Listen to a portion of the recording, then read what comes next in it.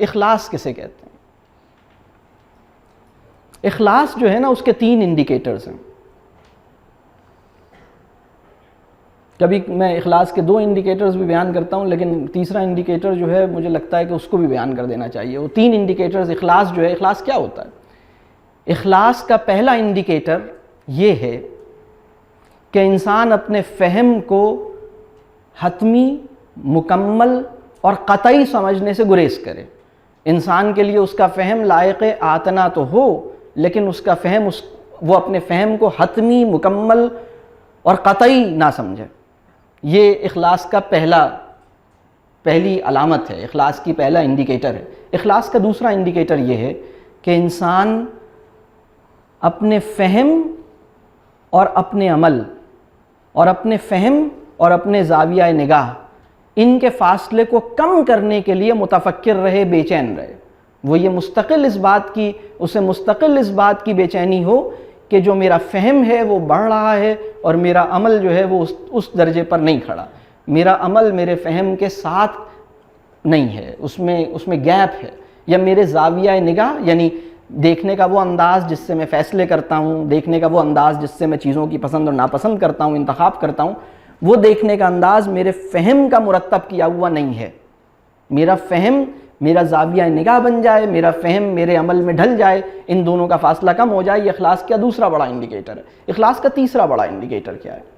اخلاص کا تیسرا انڈیکیٹر یہ ہے کہ میں اپنے فہم کو اپنی نااہلی اور اپنی کج عملی کے دفاع کے وسیلے کے طور پر استعمال کرنے سے توبہ کر لوں. یعنی انسان اس بات کا عہد کرے کہ کہیں ایسا تو نہیں ہے کہ میرا فہم میری بے عملی یا نااہلی یا کسی غلطی کی جسٹیفیکیشن کے طور پر استعمال ہو رہا ہے، میرے عمل کی اصلاح اور میرے عمل کو خوبصورت بنانے میں استعمال نہیں ہو رہا. چند سال پہلے ہارورڈ یونیورسٹی نے ایک ریسرچ کی اور ہارورڈ یونیورسٹی نے اس ریسرچ کو پبلش کیا. اس کے آتھر ہیں کرس آرگائرس. کتاب کا نام ہے teaching smart people how to learn. اور یہ کتاب یہ بڑا آدمی ہے، اس موضوع پر اس نے بہت کام کیا. اس کے 2 سال پورا ریسرچ ہوئی اور اس کے بعد ایک نٹ شیل میں اس بات کو انہوں نے لے کر آئے. اور اس کتاب کا پریمس کیا ہے؟ اس کتاب کا پریمس یہ ہے کہ بھائی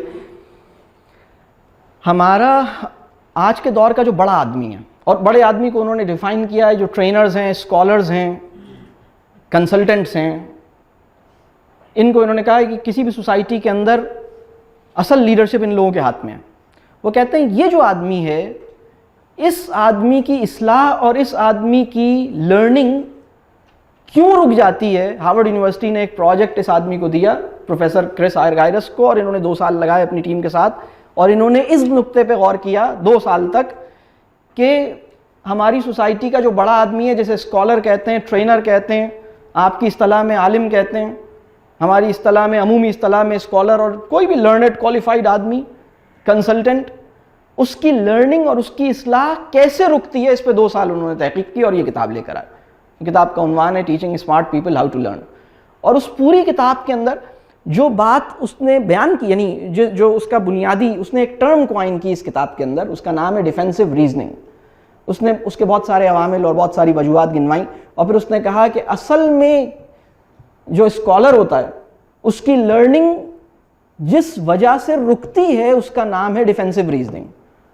ڈیفینسو ریزننگ کو اس نے ڈیفائن کیا کہ یہ وہ آدمی ہوتا ہے جس کا فہم اپنے عمل کی جسٹیفیکیشن میں زیادہ استعمال ہوتا ہے، اپنے عمل کے احتساب میں کم استعمال ہوتا ہے. اس کا فہم کدال بن کر میرے عمل کو ٹٹولنے اور اس کا جائزہ لینے میں کم استعمال ہوتا ہے، اور اس کا فہم اس کو تھپکی دینے اور اس کا سینہ تاننے میں زیادہ استعمال ہوتا ہے. اس کا فہم اس کو اترانے کے قابل زیادہ بناتا ہے، اس کا فہم اس کو ندامت اور پشیمانی سے مستقل بچاتا رہتا ہے. اپنے آپ کا جائزہ لینا اس کے لیے دشوار ہو جاتا ہے.